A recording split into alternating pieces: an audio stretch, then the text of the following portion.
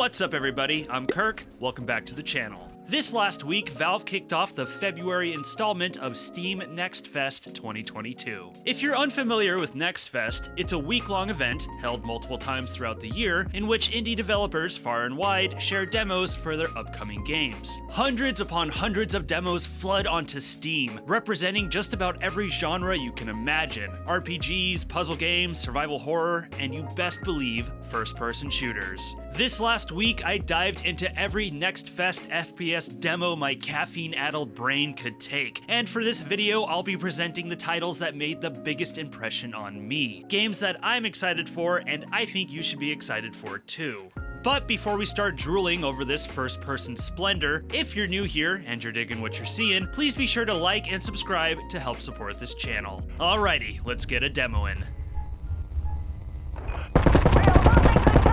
Reloading! At first glance, you might assume Boundary is just Call of Duty in zero gravity. And you know what? You'd be right. Boundary is a gritty, tactical multiplayer shooter in which teams of 5 go at each other in the cold vacuum of space. The demo features two modes: Purge, which is essentially team deathmatch, and Capture, a domination-style mode where players must hold 3 points in order to win. We are losing control of this facility. Fight back! In terms of shooting, the mechanics are very similar to that of CODs. The big catch is tactics and basic movement get a little more complicated when you're fighting above the atmosphere. Players will move about the map primarily by the thrusters on their backs, with controls for ascending, descending, and pitch. If players get close enough to a surface, they'll magnet to it and be able to walk normally, providing a ton of possibilities for cover and ambushes.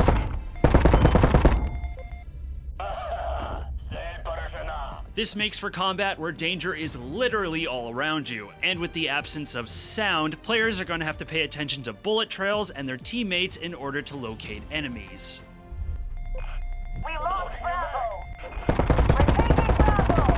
Secure next sector! It can seem like a lot to wrap your head around, but the game is far more approachable than you'd expect, and after a few rounds, I felt I had a solid grasp of the controls and was able to pull off some slick kills. Securing Bravo! Secure next Reloading!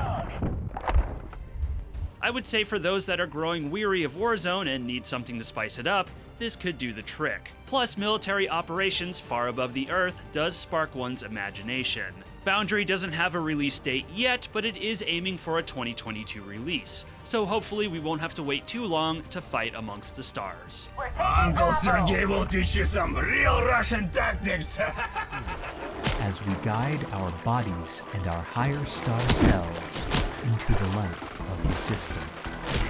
As you Splatter is likely not going to be everyone's cup of tea, but I do enjoy myself a good helping of weird every now and then, and this demo certainly provided it. I'm honestly at a loss as to what this surreal shooter is about, other than it's a nightmare of late 90s internet culture, a massacre of psychedelic colors, glitches, memes, and corny graphics.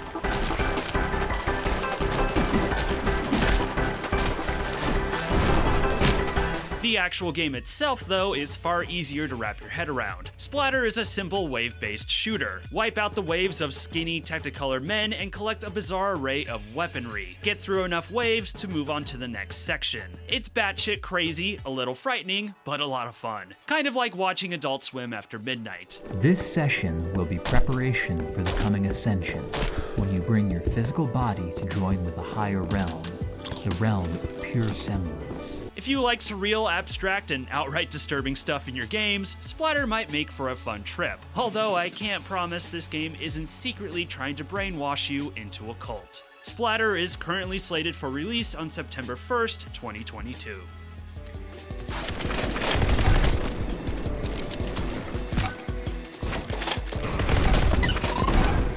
Neon White is a speedrunning shooter where you play as an amnesiac demon slayer who must compete against other demon slayers in a heavenly competition for redemption.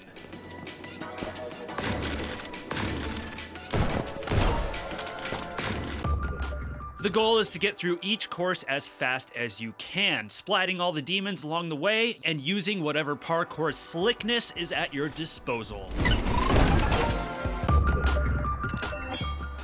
The big X factor here is the card system. Collecting cards affords the player a variety of weapons, pistols, machine guns, rocket launchers, etc. However, cards also have a special discard ability. Costing the entire card itself, these abilities aid you in both traversal and combat. So for example, the discard ability for the pistol is a double jump. The machine gun lobs out an explosive, and the rifle can dash you through barriers. Intelligent use of the cards in both combat and discarding is key to getting the fastest time and leveling up.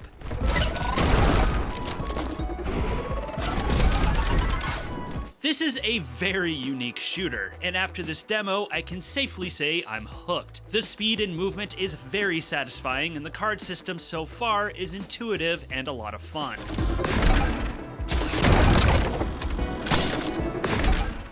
You'd protect me if it came back, though, right? Sorry, I got a boat to catch. You're on your own, kid.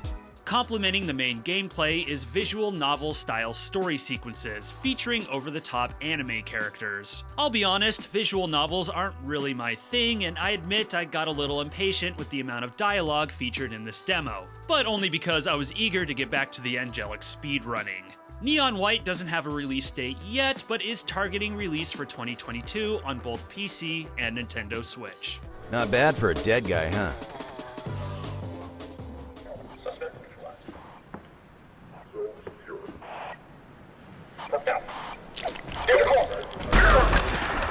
ADACA is a throwback shooter that pays tribute to the FPS games of the late 90s and early 2000s, in particular Half-Life. Actually, especially Half-Life. In fact, I think it's fair to call ADACA a Half-Life-like. Scratch that, a Half-Life 2-like. Yes, the only thing a gamer loves more than games is categorizing them. Seriously though, ADACA accurately recreates the feel of Half-Life 2. The shooting and physics are almost identical. Plus, I'm sure at this point you can see that the enemies are dead ringers for the Combine, right down to their glowing eyes and feedback death rattles. Gravity gun style physics manipulation is here too. However, a nice iteration is the elimination of the gravity gun altogether, allowing players to pick up items and throw them willy-nilly at the press of a key. In fact, using physics is a major aspect of this game, to the point where it doesn't so much feel like this game is trying to recreate Half-Life 2, but rather take its famous Ravenholm level and turn that into an entire game.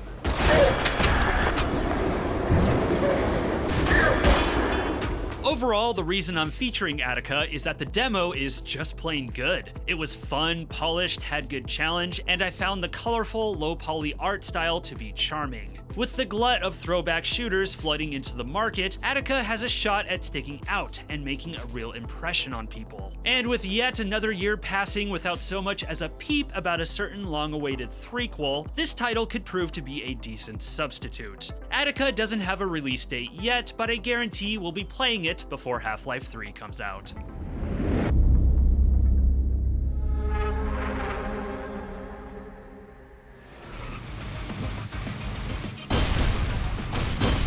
You might be familiar with Warstride Challenges. It was originally announced as Warcry Challenges, but the name was altered so it wasn't confused with another similar named franchise. What remains the same, however, is the game revolving around old-school FPS speedrunning.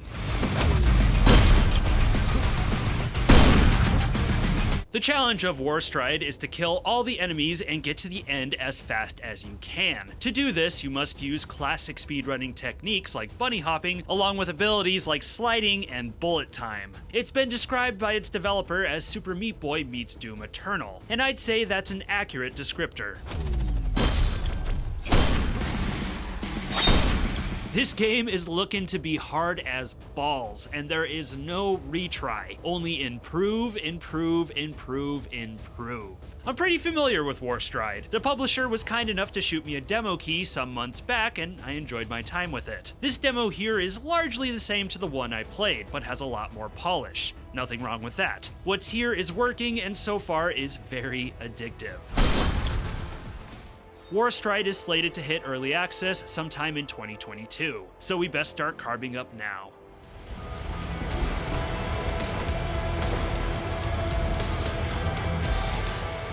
Last but oh so So far from least, we have Turbo Overkill.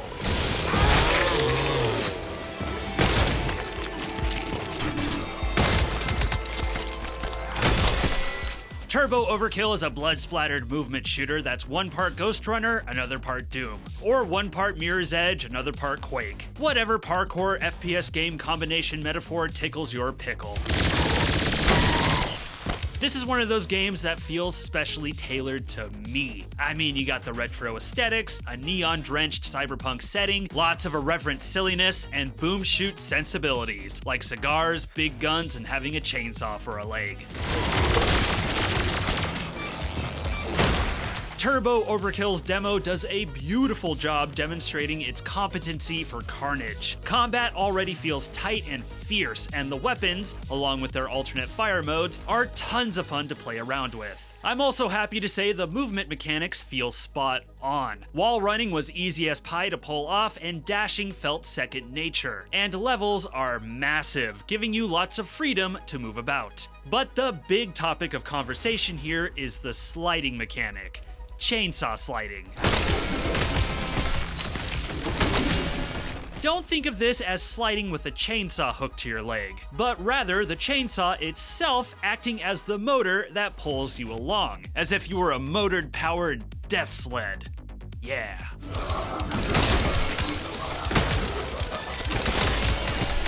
Whether or not that makes sense to you, the main point is that it's a goddamn blast, and I was always looking for an excuse to use it. The chainsaw is the first in what looks like a full augmentation system, in which every limb will receive some sort of upgrade that grants an ability. Wall running, for example, comes from a magnetic boot you find mid-demo.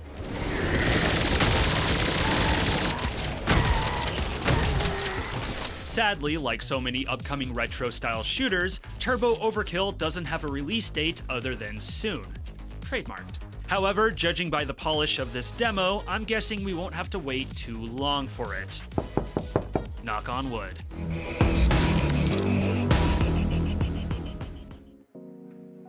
And there you have it. These were my favorite FPS game demos of Steam Next Fest February 2022. What did you think of these demos? And which of them are you most interested in seeing this channel cover? Also, what were some of your favorite Next Fest demos not featured in this video? Doesn't have to be an FPS. Be sure to let me know in the comments. If you enjoyed this video, please be sure to subscribe, like, share, and ring the bell for notifications on future uploads. It's a couple clicks for you and a massive help for this channel. And don't be shy, come say hi in the Kirk Collects Discord linked below, and maybe take a peek at my affiliate links as well. I'm Kirk, and thank you for watching this video. Stay safe out there.